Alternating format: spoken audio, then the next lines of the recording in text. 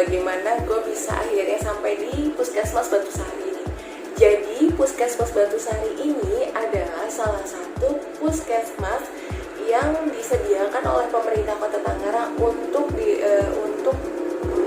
pasien COVID-19 dengan gejala ringan. Dan gimana ceritanya gue bisa sampai sini adalah ketika gue sempet flu banget dan pilek gitu beberapa hari. Tapi gue masih positive thinking karena gue ini termasuk orang yang kalau kena udara dingin itu pilek, tiba-tiba pilek, intinya kayak gitu deh. Atau mungkin bisa disebut alergi kali ya. Dan selain udara dingin, gue juga termasuk yang alergi sama asap rokok. Nah kebetulan di rumah itu bokap ngerokok, jadi gue mikirin ya udahlah, Tangerang lagi hujan terus, dingin, dan kena asap rokok, jadinya udah gue masih berpositif thinking dan gue cuma minum obat-obat biasa gitu. Tapi gue sempat kena demam dan akhirnya gue cuma minum Nuralgin gitu doang. Gue demam sehari doang di seingat gue, itu di pagi-pagi sih. Gue akhirnya minum Nuralgin dan itu badan udah agak mendingan. Nah tapi trigger kenapa gue bisa sampai tes antigen sendiri adalah gue gak bisa nyium bau apapun. Gue inget banget itu di hari Selasa, gue gak bisa nyium bau. Padahal di hari Senin itu gue masih bisa nyium bau dan gue masih sempat masak tuh buat buka puasa di hari Senin, bikin sop sama bakwan gitu deh. Terus gue masih bisa nyium baunya. Tapi ketika Selasa gue gak bisa nyium bau ya. Disitu gue udah deg-degan. Tapi gue masih berpositif thinking dengan keadaan gue yang lagi flu, itu efek flu. Di hari kedua kayaknya enggak. Kalau flu tuh gue nggak pernah sampai kayak gini, nggak nyium bau sama sekali gitu. Dan ini terus dari pagi sampai malam itu bukan yang ntar nyium bau ada hilang yang kuat, enggak. Ini tuh beneran kayak flat aja, lo nggak bisa nyium bau, sekalipun bisa nyium bau itu tipis banget. Jadi parameter gue minyak wangi gue sama ini fresh care buat ngecek hidung gue. Hari kedua masih belum bisa nyium bau, hari ketiga pun masih belum bisa bau. Gue udah mulai gelisah di situ di hari ketiga. Nyokap, gue bilang sama nyokap, gue nggak bisa nyium bau, dan gue membatasi kontak langsung sama nyokap gue. Dan setelah itu gue berpikir dan mengambil tindakan untuk gue mau tes antigen. Dan gue juga sempat konsul sama teman gue yang sebelumnya pernah COVID, lo gini nggak gitu, untuk make sure aja gejala-gejalanya. Jadi gue ngambil atau booking tes itu di hari Jumat. Nah kebetulan ingat dan akhirnya di reschedule di aplikasi itu gue dapet informasi reschedule untuk di hari Sabtu.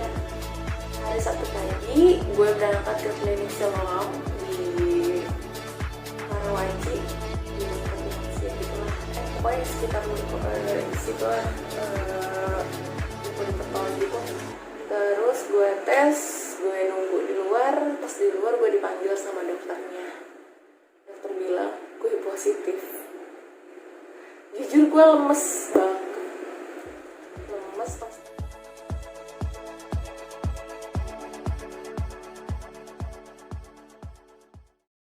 gue dikontak orang puskesmas atau satgas COVID dari puskesmas itu. Gue dimintain KTP, gue dimintain KK, gue dimintain kartu BPJS buat katanya buat registrasi di tempat isolasi deh guys.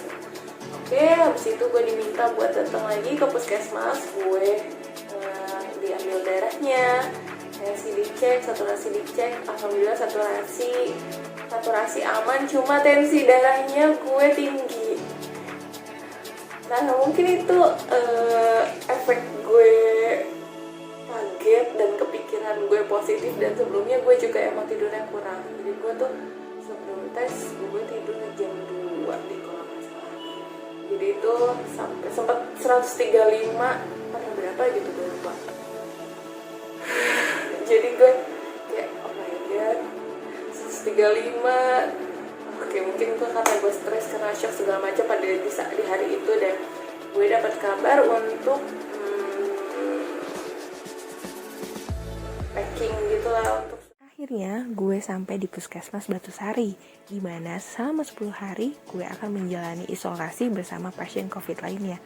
Gue dapat kamar yang berisi 3 orang dan gue jadi satu-satunya anak muda di kamar ini loh. Semangat, gue beres-beres dulu ya.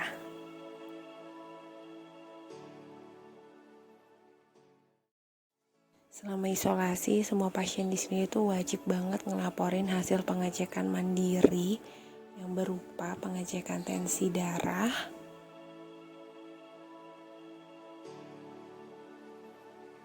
lalu pengecekan saturasi menggunakan oximeter kayak gini,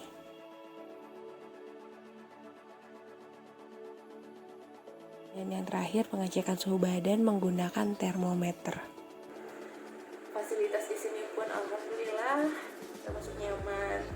Gue dapat makan sehari 3 kali, di jam 7, jam 1 dan jam 7 pagi, jam 1 siang dan jam 7 malam. Jadi kalau pagi gue sarapan, baru siang itu makan siang dan ada snacknya macam-macam, puding, susu, segala macam lah, snack gue basah gitu, dan malam juga di sini ada snack. Setelah hari kelima, karena satu dan lain hal, gue pindah ke kamar ini. Kebetulan yang tersedia cuma ada 1 bed, jadi gue sendirian deh di kamar. Ini rutinitas gue setiap pagi, beresin tempat tidur, habis itu lanjut nyuci di balkon lantai 3. Jangan lupa bawa sabun cuci masing-masing. Beres nyuci, langsung deh kita jemur.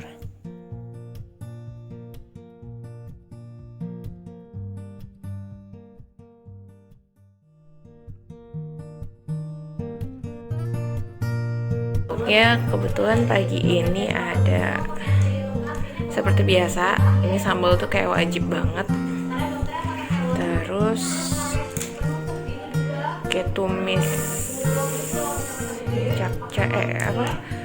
tumis buncis wortel sama jagung, ada sayurannya. Kali ini ada semur telur, ada orek tempe, tapi ini oreknya basah sih, orek tempe yang basah. Dan ini apa ya? Oh, ini ikan filet tepung gitu deh. Dan ini ada nasinya.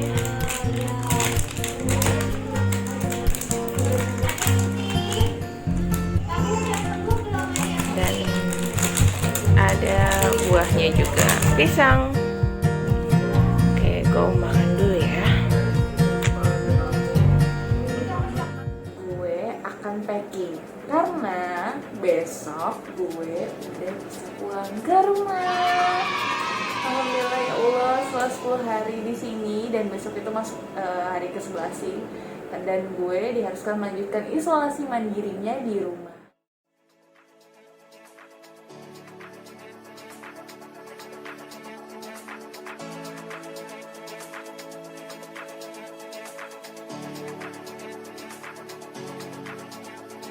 Urusan packing udah selesai.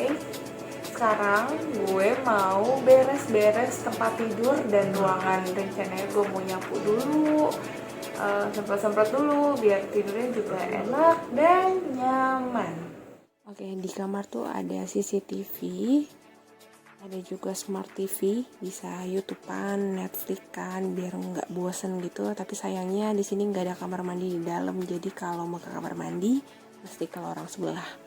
Ini ada tempat tidur dan gue minta kirimin ekstra bantal dari rumah ada wastafel juga, dan ini pemandangan dari balik kamar gue, ngeliatin jalan dan truk yang lalu lalang. Lalu gue kalau mau ngisi air minum tambahan itu ada dispenser di sana, ada meja buat ngambil makanan, dan di sana juga meja buat pengecekan rutin. Oke, kalau ini aktivitas pasien-pasien lainnya setiap pagi. Biasanya mereka olahraga dengan senam sambil berjemur badan gitu. Ini gue berusaha tetap olahraga ringan biar tetap keringetan, biar happy, dan biar imunnya juga cepat naik dan cepat sembuh.